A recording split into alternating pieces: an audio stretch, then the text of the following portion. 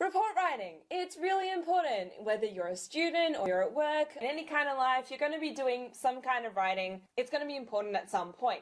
The problem with report writing is that it can be so confusing and time-consuming, especially to get it right. So in this video, I'm going to show you how to write the best report. I'm going to give you some of my top tricks that I have learned throughout my years as being a student and also being a tutor in order to get those, sweet top marks. And with that, let's get into the content. Make sure you watch the video all the way through so that you can get all of the tips that I'm going to share with you, because bringing them all together is how you can write the best report. Let's get started. Tip number 1 to writing the best report. You need to plan out your headings. Do you often get stuck on where and how to start when writing a report? Well, this is where writing out some headings is a really great place to start. You can think of it as a constructive and productive way of brainstorming what you're going to write. And I say constructive and productive because it's contributing to the final report that you're actually going to be physically handing in, because every report needs headings. Now, the thing about headings is that what you're doing is you're planning out the content of your report. And these are divided into key sections. So you may have headings like your introduction, your background, your results, depending on the kind of report you're writing, your discussion, your analysis, evaluation, conclusion. It depends on the kind of report you're writing and the kind of content that you're going to have in that report. But the main idea, the universal idea, is to break down your content into manageable chunks, or digestible chunks, whichever you prefer, although I don't endorse eating reports. For you to write, makes it easier for you to write, and also for me to read.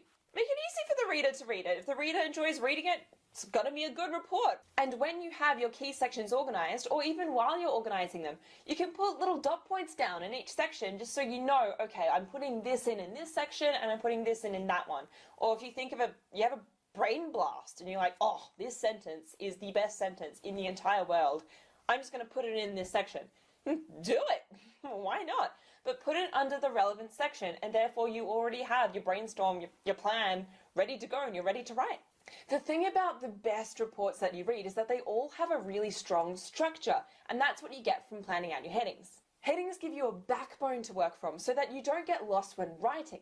It can be very easy to accidentally repeat things in different sections or forget important things that were actually critical to your report because you didn't quite know where to put them in the first place and you may have just forgotten about it. Also, if you have everything planned out in your report nicely, it's easy to edit later, which is a great thing for you because it saves you time, right?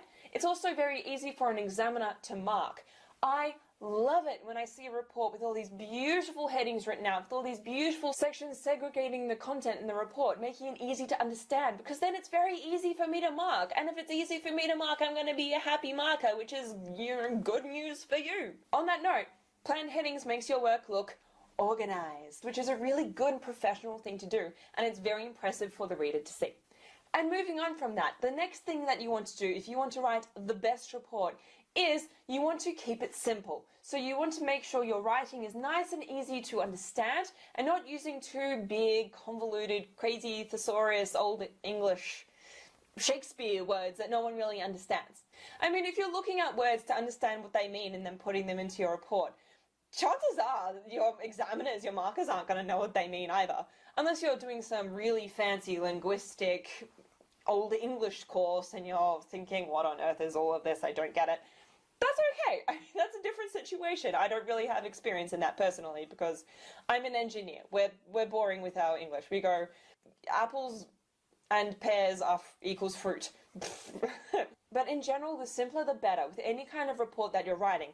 When I did English in year 12, I was originally trying to use fancy words and everything, but when I simplified my language down, the message became a lot clearer and my marks went The other thing is that simplicity makes your work more readable. And when it comes to a report, readability is everything. I mean, you're writing stuff down, not just to write it down. You're writing it down for someone to read it, whether that's an examiner to read it or whether that's your boss to read it or whether that's for someone else to read it in the future. Maybe you're writing a scientific report about some research you've done.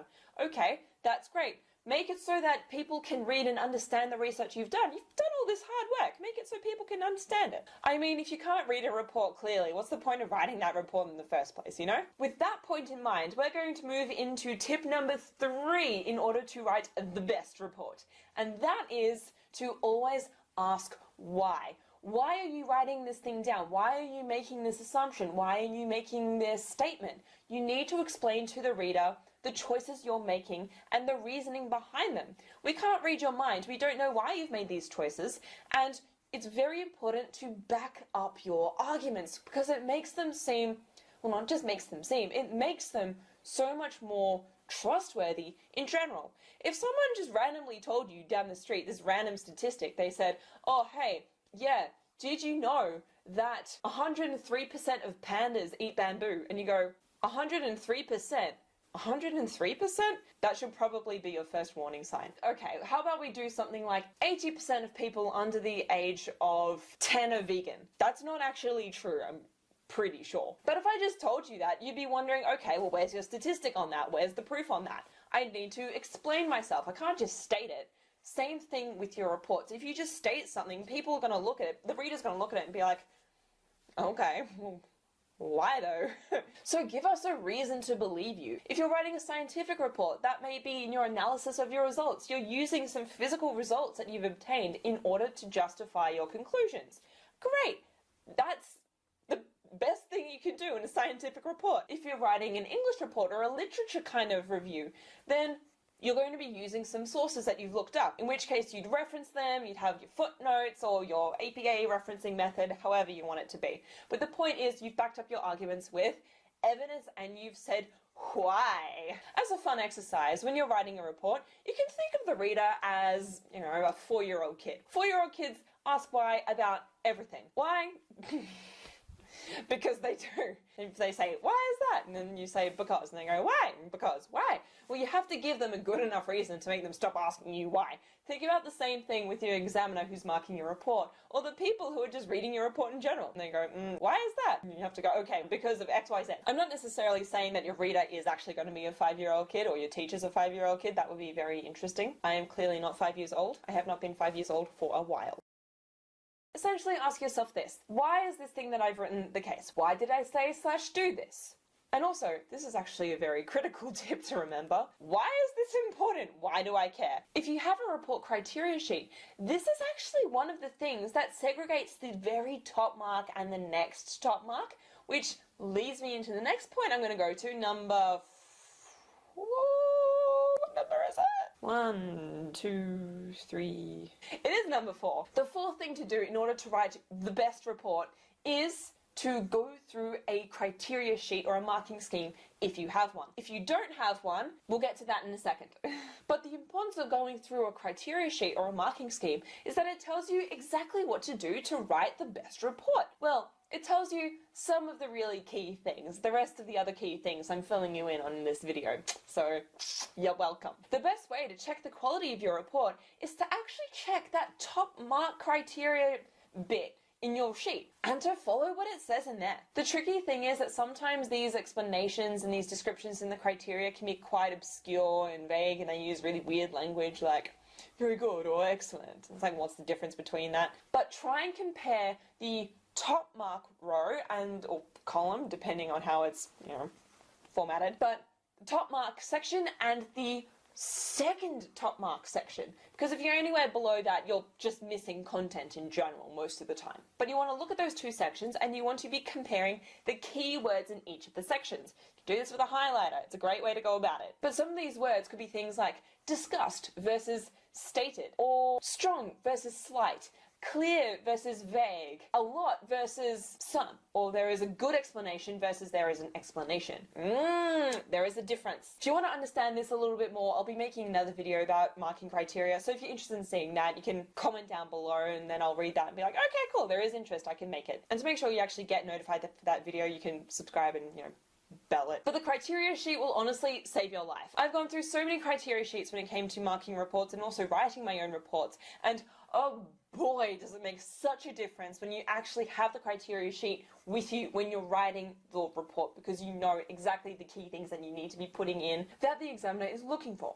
But now what happens if you don't have a marking criteria? This may happen if you're at work and you know, work doesn't give you criteria, you just kind of do it and you're like, I hope it's good. Or you may be at uni and they didn't give you any criteria. So a good way of going about this is just finding a bunch of sample report criteria online and then pulling them together and then comparing what are the top section marks, and it's always the top section mark you want to look at, because, you know, we're going for the top, right? You want to look at those top section marks and see what are some common themes, what are some common key words between all of them, because those are the things that are going to help you write the best report. That's a common element among many, many different reports. I mean, if you don't have time to do all of that though, a lot of what I've mentioned in this video will really help you get towards that in the first place. I can actually make an explicit video going through those top criteria characteristics if you are interested in seeing what they are. Okay, now the fifth thing that I'm going to be sharing with you in order to help you write the best report is only putting in the things that matter to your report. So you're putting in the things, the explanations, the results, the findings, the conclusions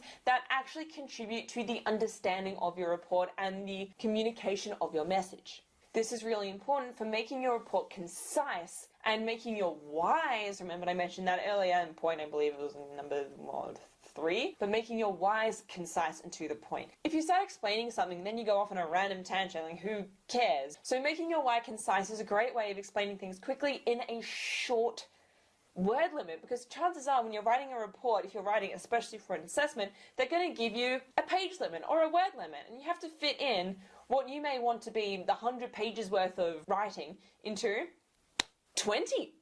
Yeah, no one wants to read a report that is hundreds of pages long, that's full of waffle. But they'll want to read something that's more compact and has all the information they need in a smaller number of pages. It's just, people are time paused. That's how it is. Plus, as a marker, it wastes my time when I'm trying to mark a report, and it also detracts from the readability of your report. And as we mentioned before, readability is very important for a report because you write a report to be read. So, now another thing that you want to be considering when you're writing the best report is you need to be considering who's your audience, who are your readers, who you're going to be writing this for. Usually, you're going to be writing your report on a certain topic directed to a certain audience. True, you can get people from outside of that audience range reading the report. I mean, the internet's available these days. You can read stuff from anywhere and be like, oh, yes, interesting, all the biology things. But usually you're going to be writing your report for a certain reader. So by that I mean that if you're a student, it's probably going to be your teacher or your examiner. If you're at work, it's probably going to be for your boss or for a client. So you need to be keeping that in mind when you are writing the report. If you know them well enough in order to know what kind of way they like their reports to be written, it's a good thing to keep that in mind when you're writing it, because honestly, it just earns you brownie points. And that's where marking criteria comes in if you haven't. If you don't have marking criteria, again, as I said, a general pool of top characteristics is a really good way to go if you don't really know what your boss or your customer likes. Honestly, that's totally fine. I mean, it really is worth the effort learning how to write a good report. I mean, it's a skill that you'll always be using, learning how to support your arguments, learning how to explain yourself. General communication in everyday life, right? And my gosh, communication is such an important skill to have in just life skills, right? I can talk about communication in another video. There is so much to go into when it comes to communication, and that can take some time. But it's a critical skill for success, and it shows that you have a strong understanding of a concept. So it makes people more inclined to listen to you and believe you. If you found the content in this video to be really helpful, that is fantastic. Please let me know by giving this video a like. And if you have any questions or any comments that you want to add, or any videos you'd like to see me do next, leave a comment below, because I will read through them and I will take those requests into consideration. I mean, after all, I'm here to help you. This is the whole point of the channel that I'm doing. So make sure you subscribe and hit the bell so that you get notified when those top secrets and juicy content come out regarding how to smash your studies and smash your work. I'll be releasing new videos about twice a week, so make sure you stay up to date so you don't miss out on these incredible tips. Well, until then, have a wonderful day or evening or whatever time of day it is for you, and I want to say that you've got this. Thank you for watching, and I'll see you next time.